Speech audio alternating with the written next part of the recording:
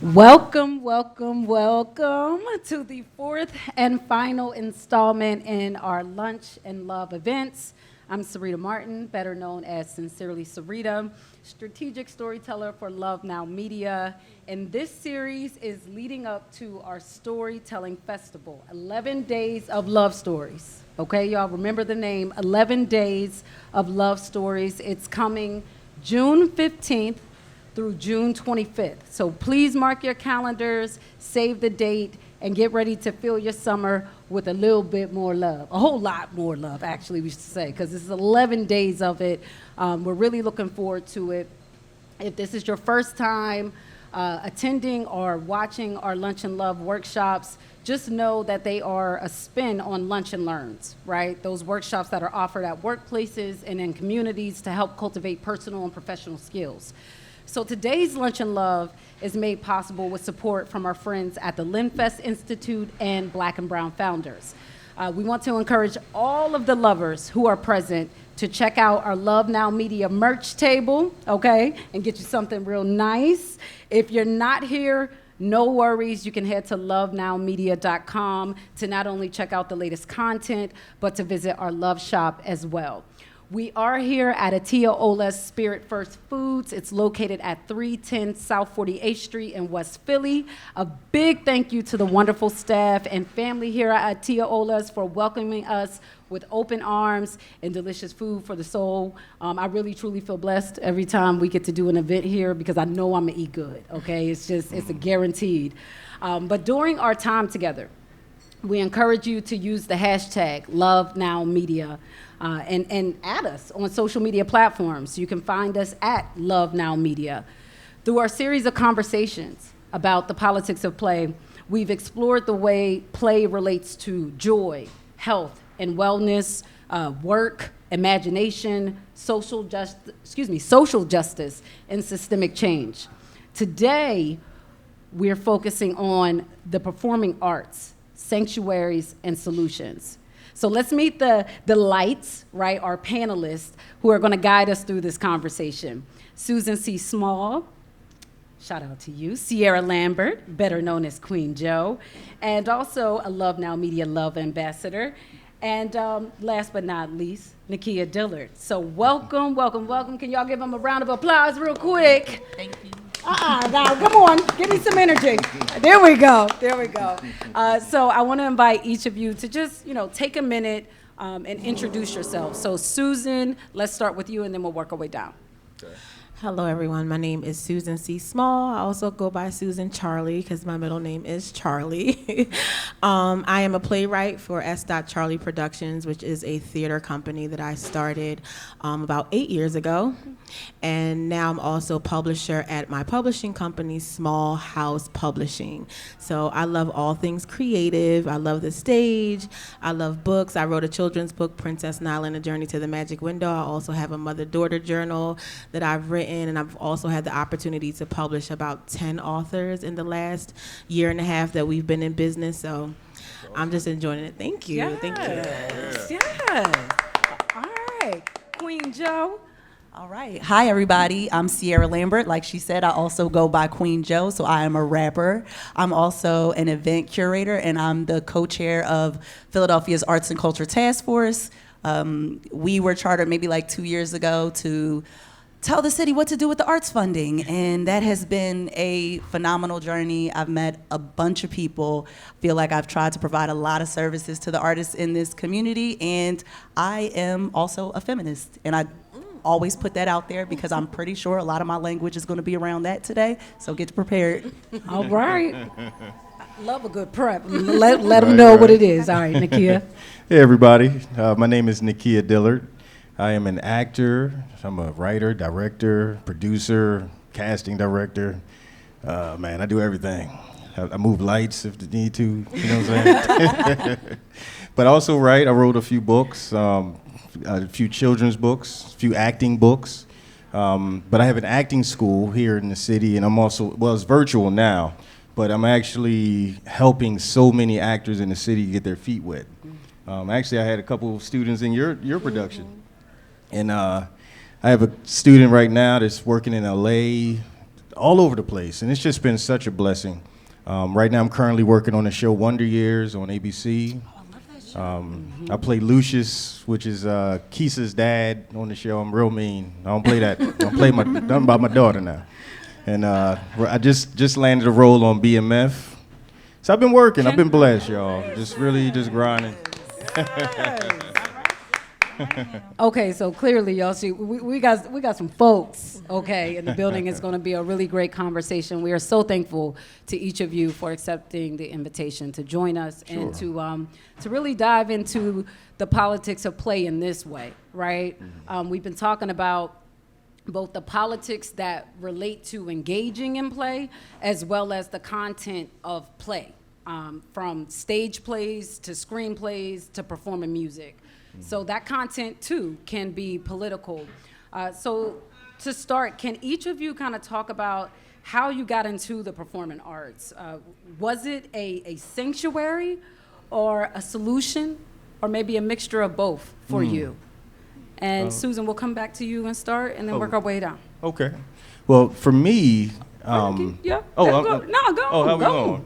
Yep. Because I don't want to go out of turn. Go ahead. I just was saying, for me, I started when I was 14. I went to Freedom Theater, and we got Freedom in the house. So Freedom actually, just changed my whole life because I was extremely shy. It was a place where I found my voice. So it allowed me to step into other people's shoes that I may have never had a chance to even, explore. So it was therapeutic for me. It was also, it built my self-esteem. And honestly, I don't know where I would be if it wasn't for acting. It kept me out the streets. It kept me safe, comfortable around different people or uncomfortable around different people to kind of like grow me, So that's why I go around and talk to kids about it, because it's a place that you can go that can, you can help yourself. Yeah. Sanctuary. Yep, get that sanctuary on. Got you. Sierra? So, this is actually pretty funny. People who know me tell me that I have been a feminist since I was 5 years old. And a lot of that has to do with, all of the older things that you learn. Girls can't do this, girls can't play that. And it wasn't actually until Lil' Kim came out that I was like, oh man, we can do things equally as good as the boys. You couldn't tell me at 9 years old I was not going to be the next Lil' Kim. Now, granted, I did not have that same content, but it was it was just, the fierceness and the vigor that she had, and I, snuck and listened to her. And it ended up helping me out, I'm going to say, because I probably started rapping when I was 12. I'm an around the way girl, and I say that to say I've dated my share of mixtape rappers here in Philadelphia. I don't know if you're from Philly, if you know, you know. Writing my own raps against a lot of the misogyny that I was experiencing, and just also like seeing, even amongst people that I consider to be my friends, was very therapeutic for me. And I would say that it actually saved my life, because a lot of the things that women aren't allowed to talk about because it's taboo, or things that people don't allow young girls to talk about, like, slut shaming and rape and all these other things that become very weird for people, have been my solace, right? Like, and so I think about the line where Biggie is like, never thought that hip hop would take it this far, and it really applies to my life in so many different ways, all the way down to the political role I'm in now.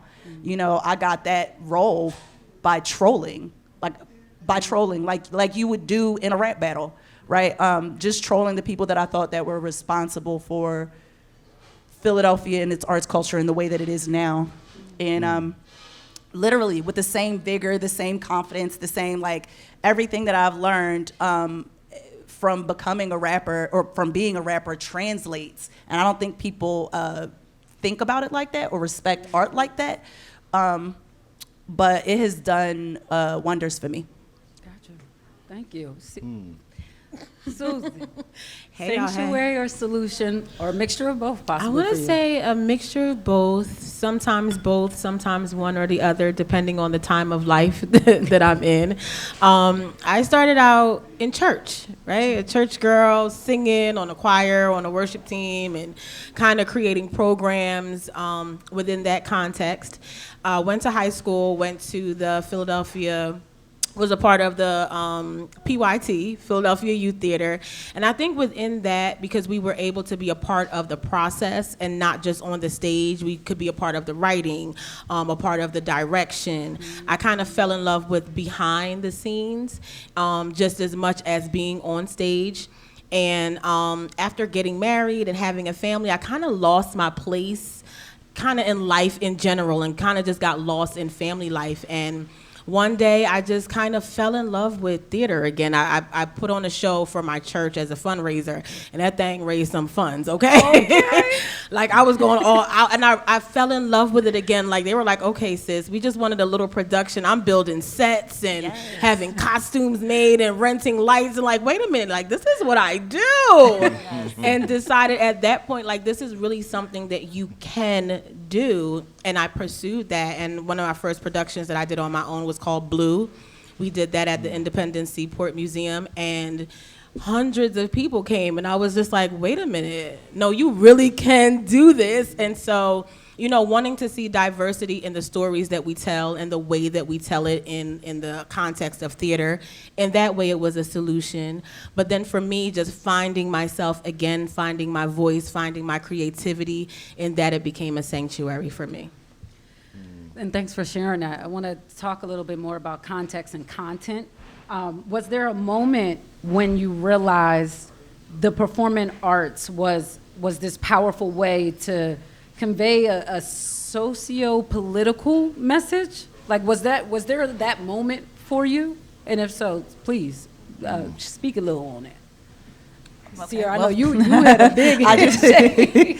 So I don't know if you guys remember this, but I'm gonna say like 4 years ago there was a high school girl who committed suicide because some boys shared naked photos of her on TikTok.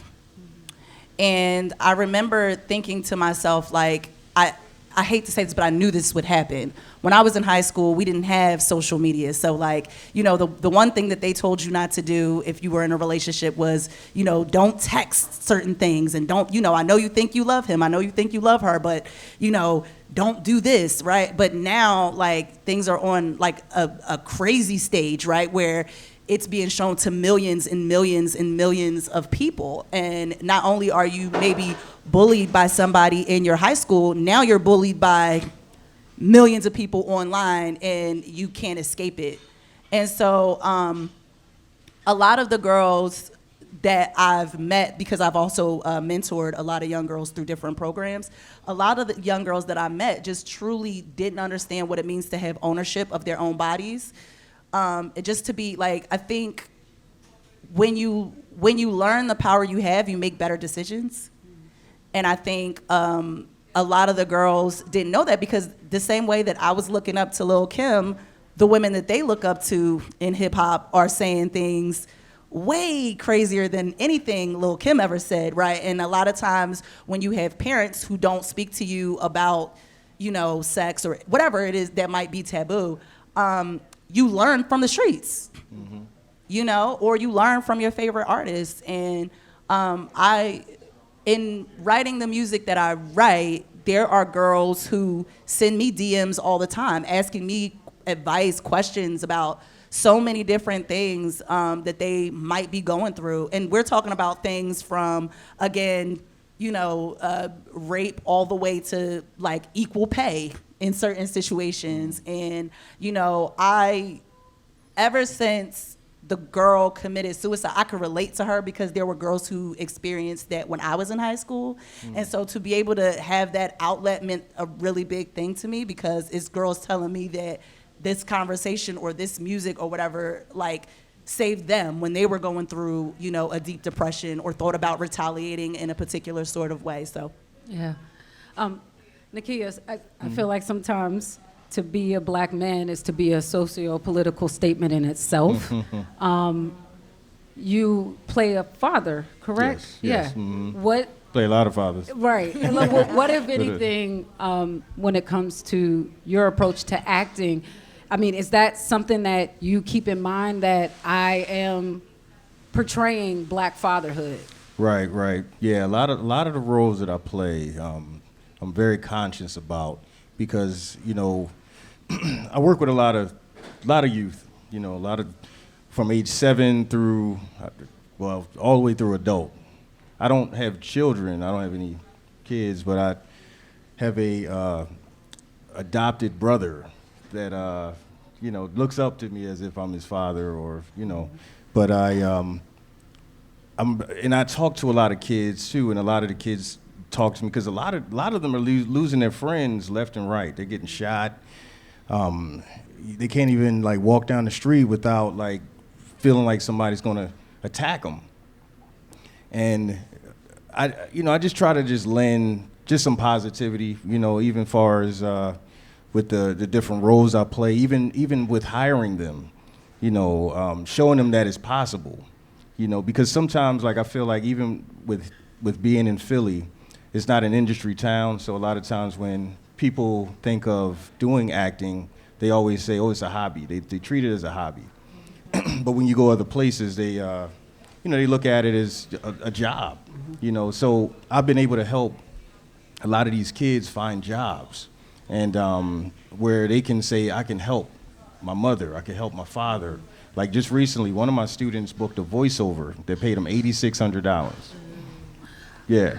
Let me work on my vocals, because if they need me to sell Right. State Farm insurance, There you go. let me get my voice together. Wow. So, and the first thing he said was, wow, I've never seen this much money, and I can help my mother. That was the first thing he said, and just being able to, I guess, be an example to them. But I am very picky about the different roles I play, different roles I represent, and I'm grateful that I've been able to work as much as I have, and that they can even just to show them oh, yeah, that's my teacher. My teacher's on TV. I can get there because I see him on TV. You see what I mean? And it's all about that. And that's one of the reasons why I love stuff like this, because I can actually show and tell them the real deal. This is what you got to do. A lot of kids don't want to read, and that's another thing that can help with what we're going through.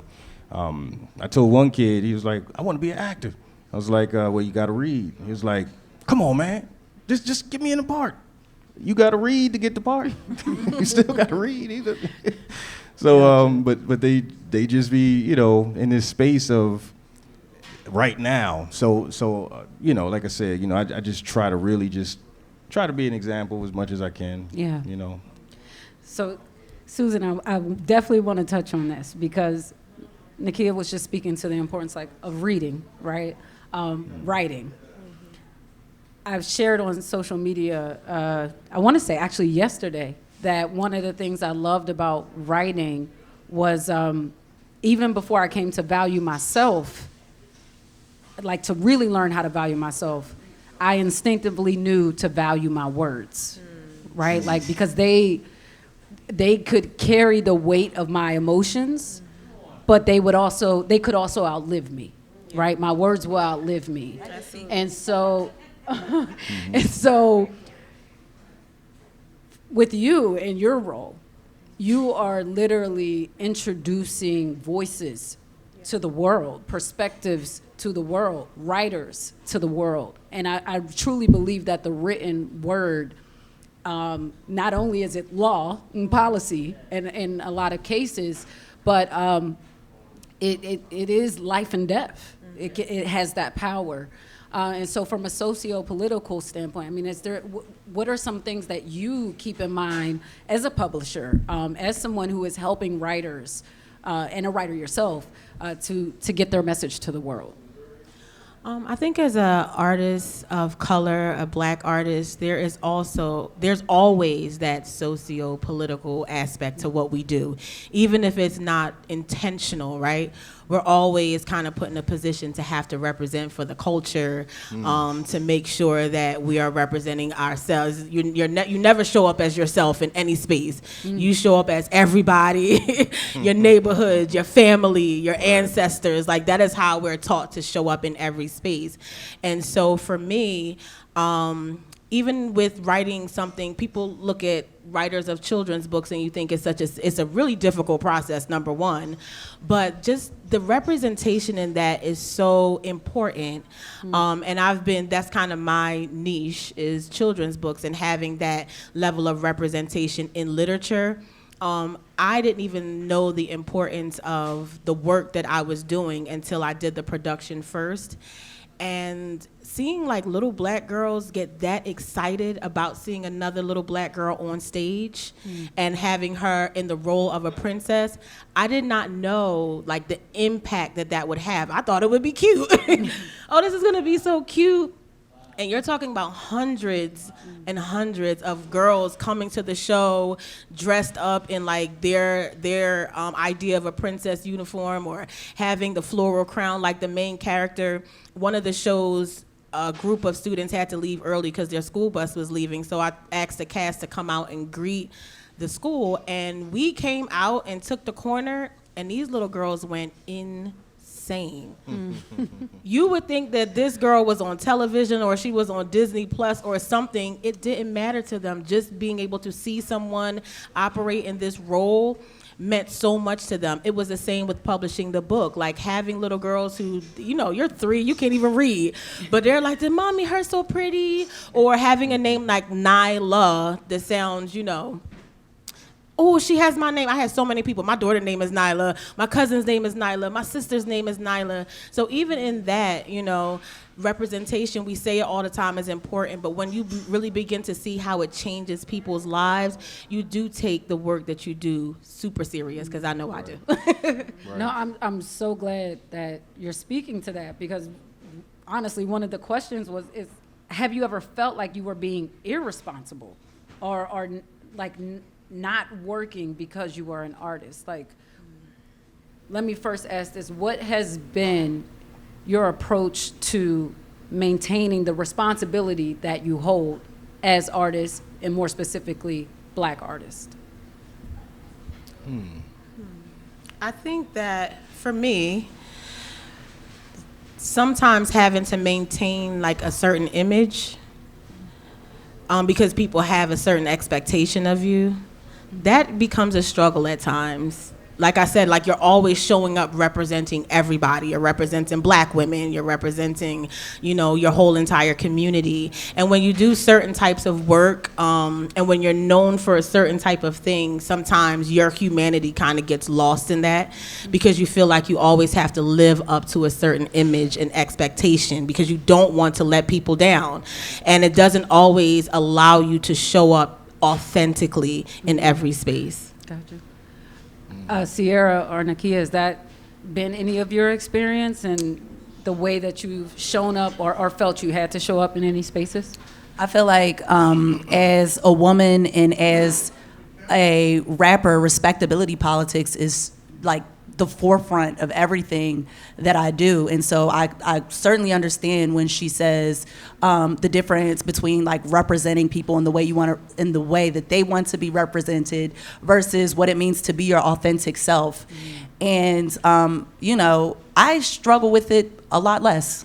I think when I first started, it was like, actually, funny story, and I'm going to try to say this as quickly as possible, but I remember first performing and knowing that I was performing in front of different crowds and trying to limit the things that I say, the things that I talk about. I'm huge at cursing. Like, I'm just a cursor. My family is like that as well, and my music is like that as well. And I remember trying to hide that. And granted, there are points where curse words don't matter. And then there are points where you're trying to express a certain amount of anger, especially when we're talking about injustice, that a curse word is definitely necessary. And so I found myself performing one day, and I was like trying to like edit what I was doing, and I could tell that it was affecting my performance. And Ursula Rucker talked to me like midway and was just like, girl, when you go out there, be yourself. And people gonna feel that shit or not. And at the end of the day, if they don't feel it, at least you fall, at least you die on your own sword instead of dying on somebody else's shit. And I was like, and like that was like the battery in my back.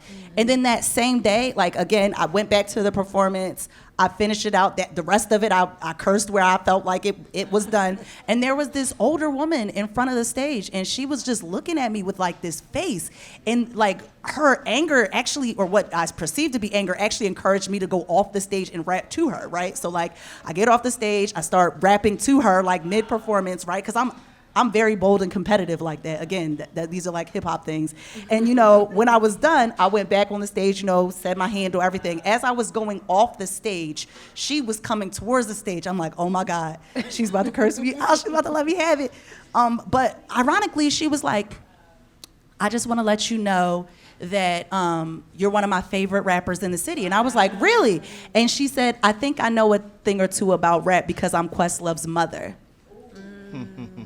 Wow. And that's Plot twist. right. And it really meant a lot to me because it shows me like there's a lot of young people who, you know, young people and older people have like a weird beef where they feel like they don't understand each other or they can't connect because things that used to be like, you know, they just have assumptions about different people in different generations when actually you could find people who have the same ideas intergenerationally. And I think, you know, at that point that crosses respectability politics borders. And yeah, and that's probably why I worry about it a lot less now.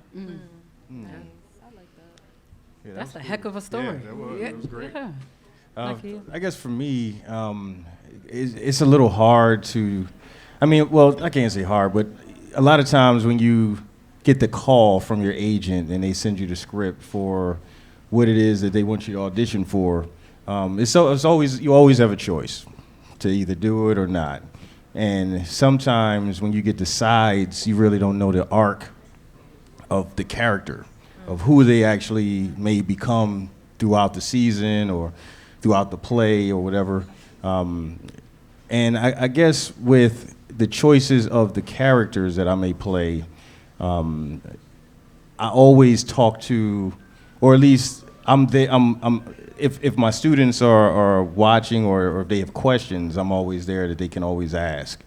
And I think with that, because we play imperfect people in plays, you know, it's no perfect, they all go through something. And that's what I love about the arts, because it shows the relatability of that. Like I see myself in that character, and even with like seeing yourself in your community, like who are you in this community, and who are you a detriment, and even with the stories that the character may be going through, may be a lesson for someone to learn. It may be a mirror that they can hold up and say, is that how I'm acting? Is that what I'm doing to my community? You know, so sometimes even with the bad, it's always a good in it.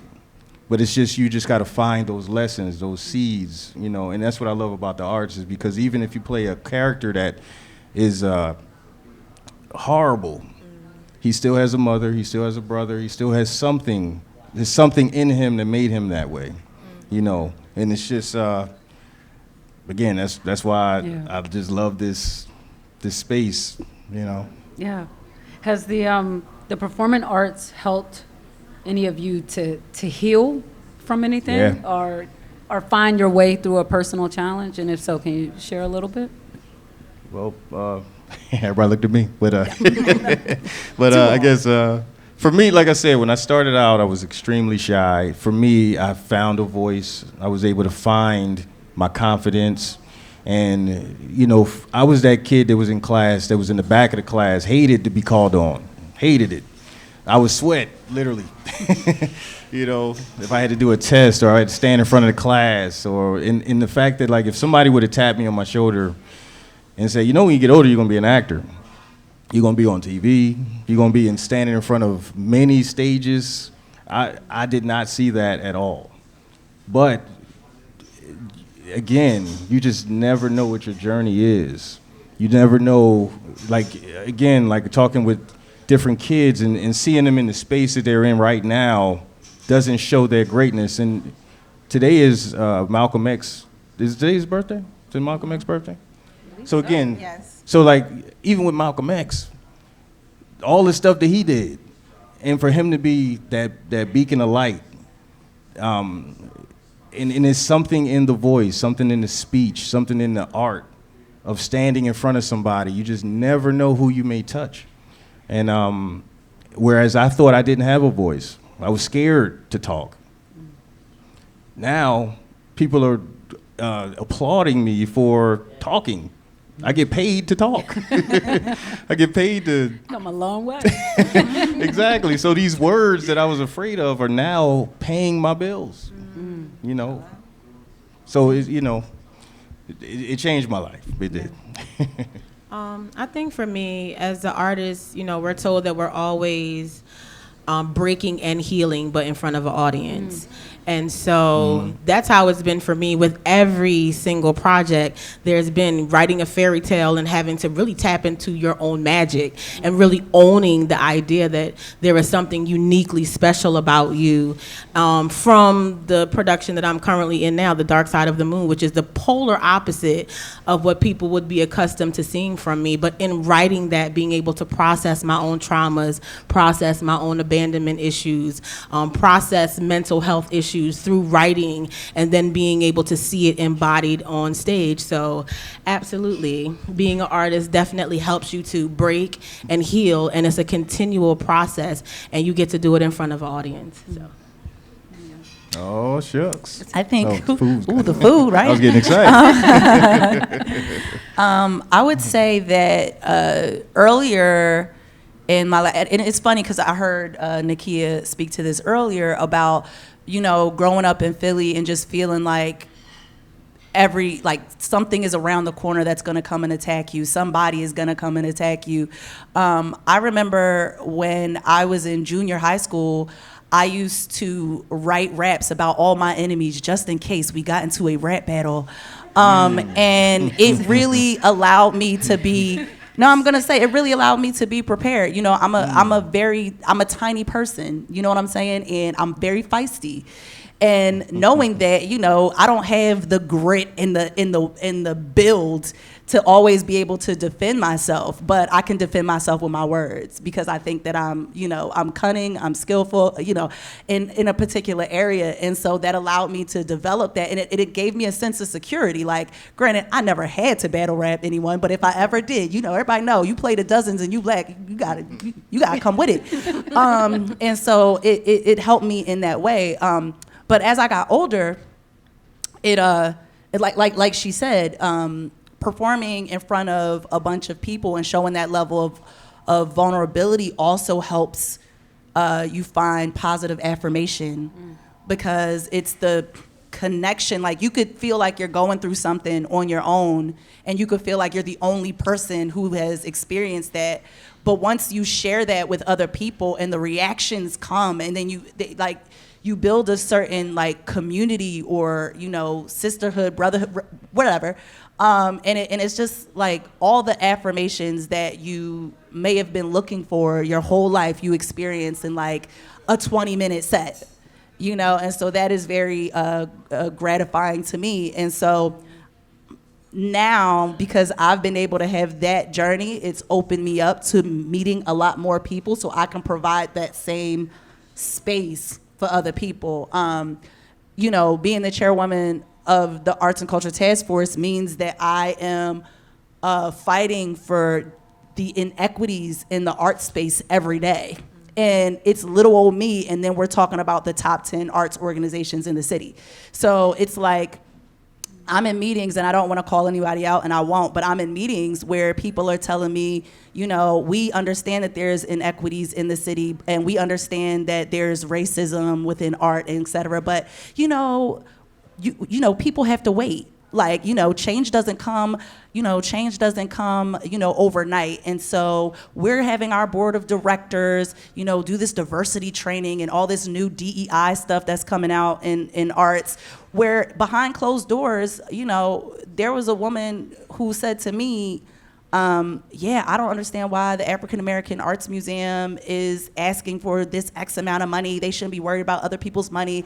Everybody in this art space has this weird crabs in a bucket mentality, and I feel personally that those maybe like the Mutter Museum or like whatever these museums at in Old City are equally as discriminated against as in this word, quote verbatim, your dance teacher teaching dance in the bottom of a church basement. And it was just like, it makes me, and I'm sorry I'm getting a little bit emotional, but it makes me really sad because it's a lot of them and they're very powerful, and then there's me, and then there's like me trying to convince my community that their voices matter, right? And like I'm fighting for them every day, but at the same time I don't try to let them know everything that I'm going through, because I'm not trying to cause like, a super war, because then you don't get anything.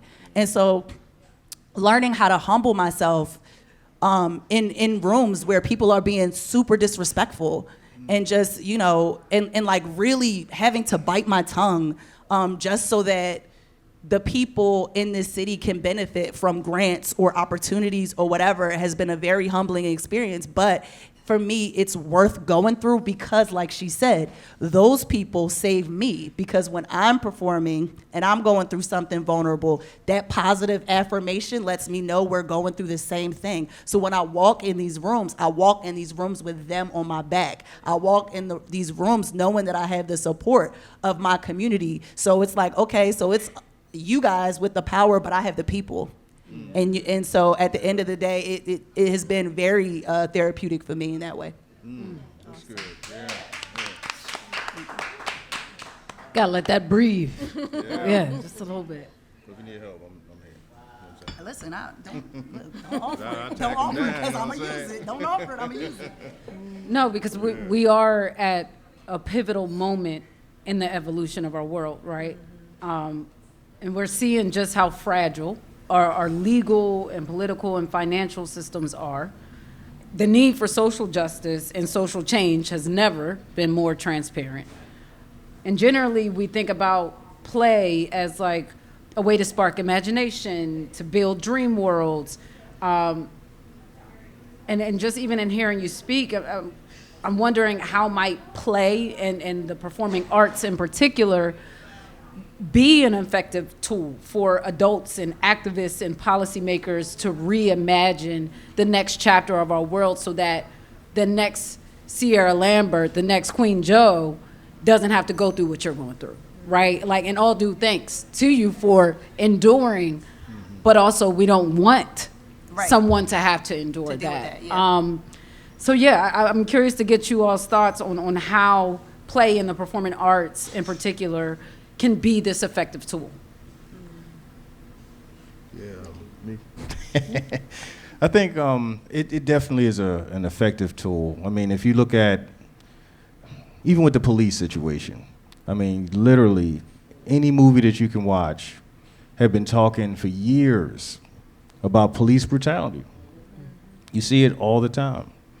And even right now on We Own the City, they're talking about how, the cops was just, within themselves, just battling the community. And they showing it. They showed it in The Wire. They showed it in every film, every TV show you look at. But it's like, with all this that we have, and we're trying to fight this system,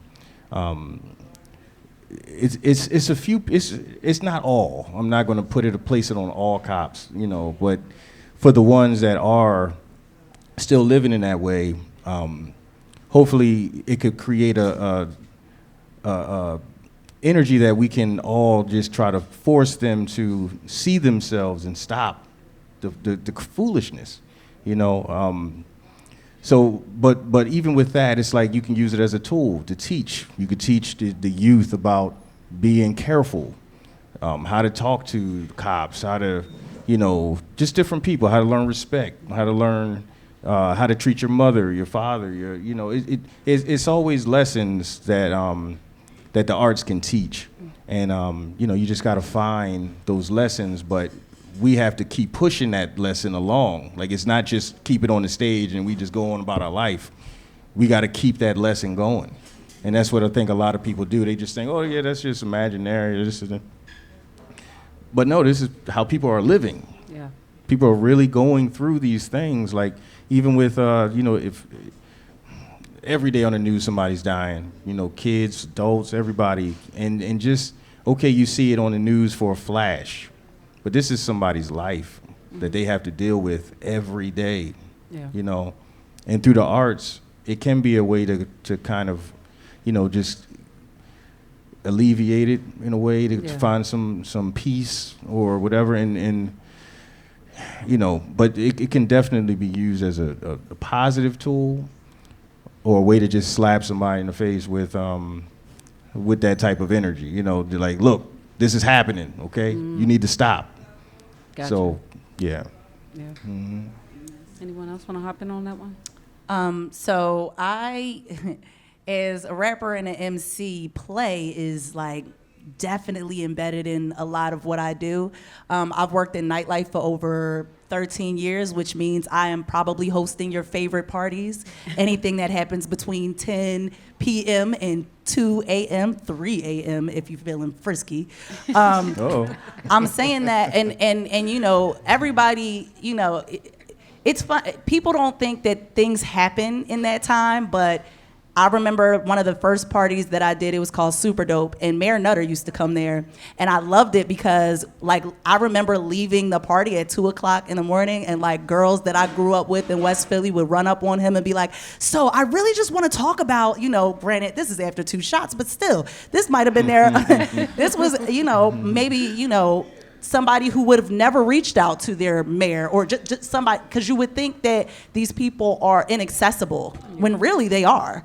And also, it has allowed me to meet people when they are their authentic selves, because when you meet people in play, like, their guard is down. So you get to see, like, who they really are and make those real connections. And you also get to learn some information that you might need to use later. So, like, play has been super wonderful for me. I don't know if you guys know this, but one of the chief media coordinators for the Obama administration was from Philadelphia, and she was a door girl at parties. And she got that way by making connections through people who would go into clubs and bars and things like that. This year, part of our initiative for the Arts and Culture Task Force is to have a nightlife mayor. And that's really important because nightlife is not just like, your MC or your DJ, which to me, they deserve protections just like everybody else. It's a livable job, wage, whatever. But then you also have to think about in nightlife how we're also including people in hospitality and all these other things. And all these people need protections, right? The safety that comes along with being in those environments, the safety of the neighborhoods around it, what time those places close. And so having a nightlife office here in the city gives artists those protections. And I have to say artists because, when artists are not on tour, they go to these clubs to make money. You could be a jazz musician, right, and, be on tour, and then something happens where you can't tour, and now you're playing on a Friday night at, like, Chris's Jazz Cafe, And so it's supplemental income for a lot of people. But it's also, again, to me, it's fun, it's play, right? But, like, you can do things during play that still has effective change. And so that's wonderful. Yeah. The solutions aspect of it. Yes. Yeah.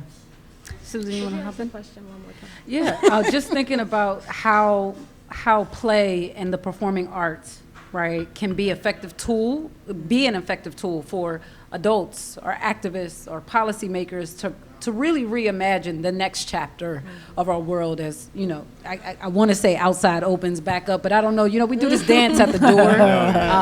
But yes. I also think it's important as creatives, as artists, even as activists, to just have moments where you're just creating for fun. Like, everything doesn't have to be a movement. Everything doesn't have to be about securing a bag.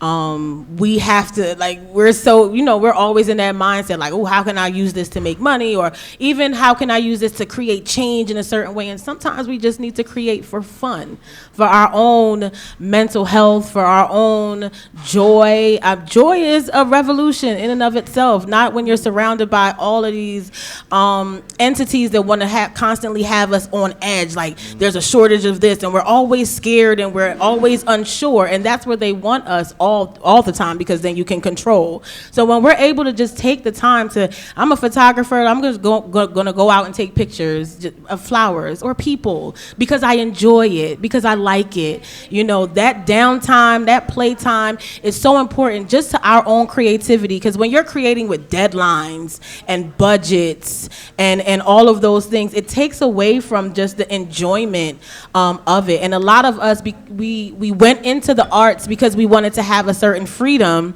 and the minute that we start to use that, you know, as our means to make money, we lose the joy of that, and it affects our ability to be creative, and it affects our ability to move in spaces the way that we need to. So just play by itself with no activism, with no bag attached, is a revolution just by itself. And I think that it's important that we engage in just creating for creating's sake.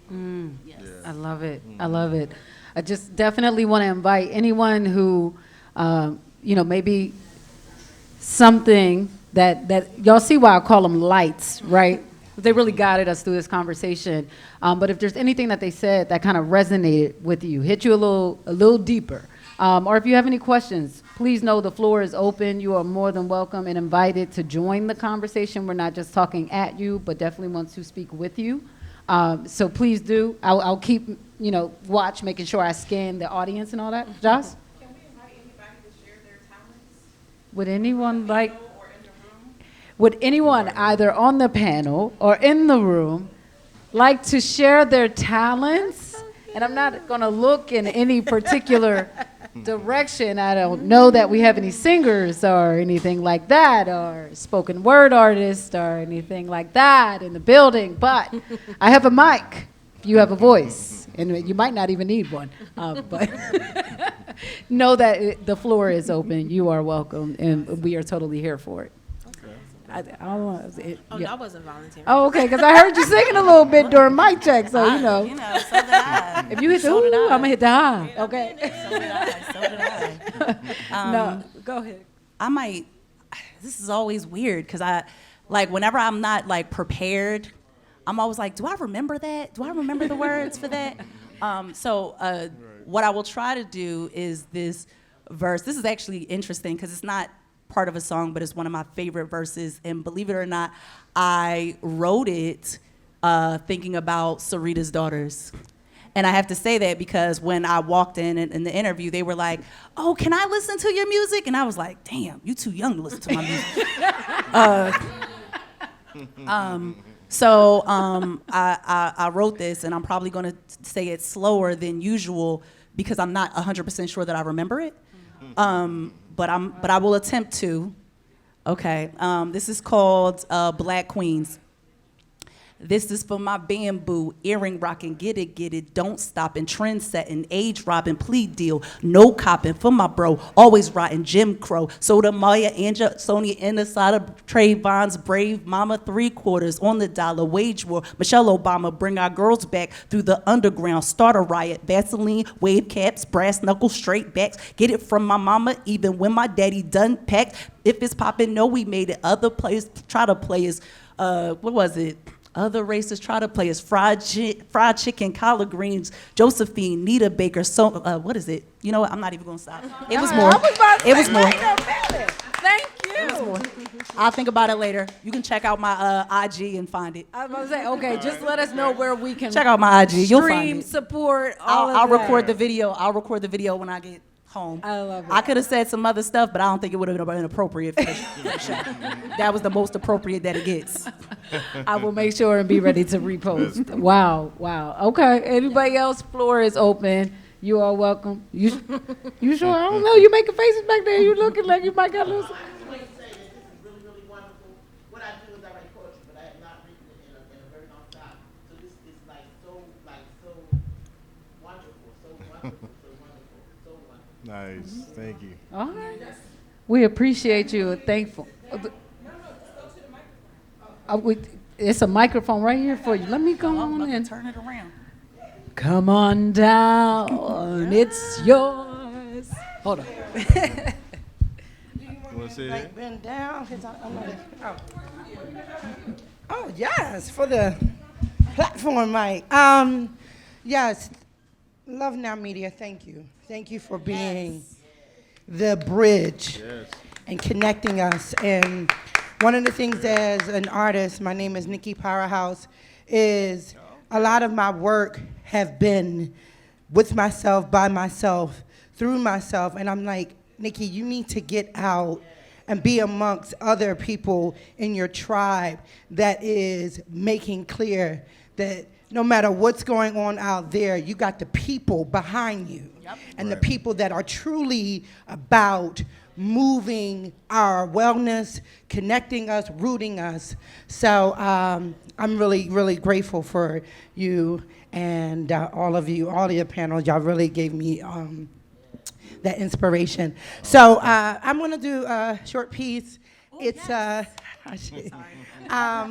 it's from my book that will be coming out, which is titled "The Softest Part of Her Is Everything."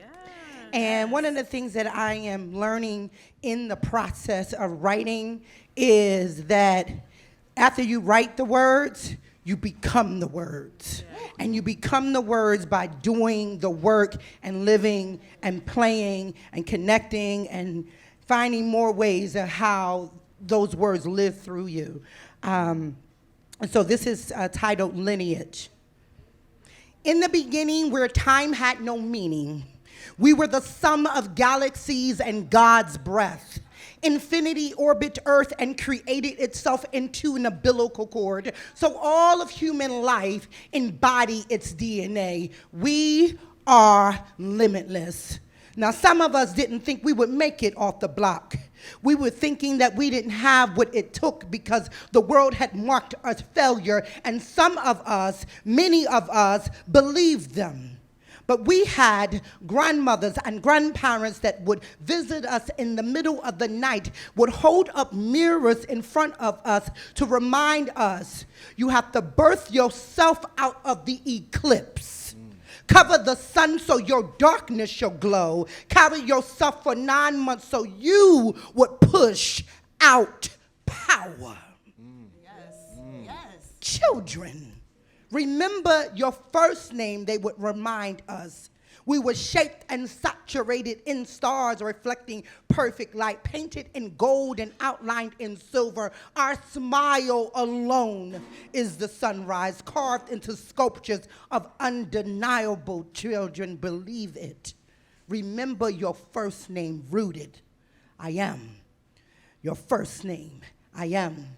Your last name, brilliant. Your first name, I am. Last name, potential. Your first name, I am. Last name, God. First name, I am. Last name, power. Remember those that remember you in the bottom deck. Remember you carry the words in your body and your movement. Remember, I am is your birthright. Ashe. Wow.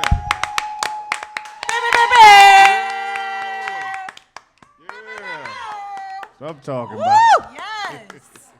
Yes. Yes, Miss Nikki Powerhouse. Powerhouse. Yes. I am. Wow.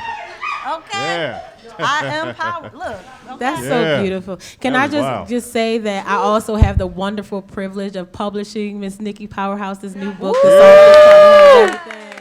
What I'm talking Listen, about. plug. What's the name of the book? The softest part of her is everything. It's Village. beautiful. We've been working so hard, and I cannot wait for everybody to get a hold of it. Excellent. Oh, wow. My God. I Wow. got chills. I got chills. Okay. Oh my gosh. Thank you. Thank you. Thank you for that. Thank you. Right, okay. Yes. I just, you gotta let the spirit, just let the spirit, just let it simmer a little bit. Just let it simmer. Okay. Wow. I know we have to get ready to start wrapping up, but I want, especially knowing that there is work coming, work that is being done just across the board in each of your walks of life. Please let us know. Put us on. How can we support? How can we follow you? What can we do? Put a battery in our back and activate us. For me, we're growing our small house publishing family. I'm so excited about all of the different authors that we'll be publishing throughout this year and next year. So you can follow me at Welcome to Small House. You can subscribe at welcometosmallhouse.com. You can follow me on Instagram at I am Susan Charli. I'm always doing something.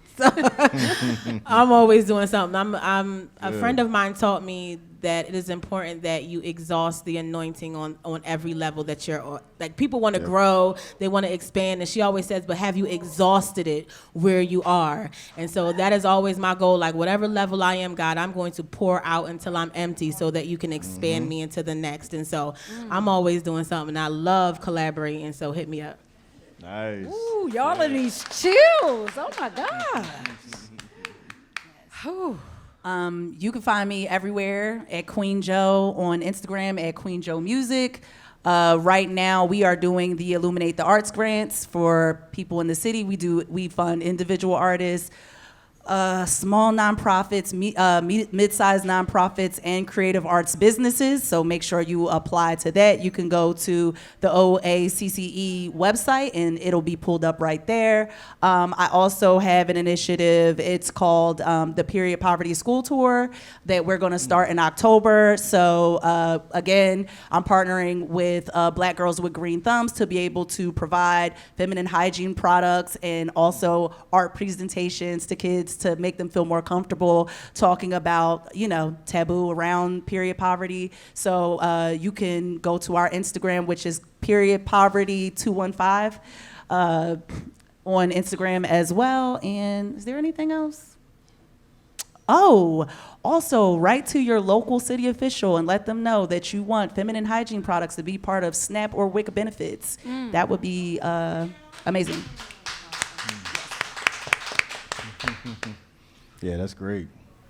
For me, you can follow me, Nakia Dillard, on Instagram, Facebook, Twitter, I Can Acts, which is my acting school, AIKANACTS. So basically, that is really where I would love to have support, is if you know anyone, age 7 and up, that's interested in the arts.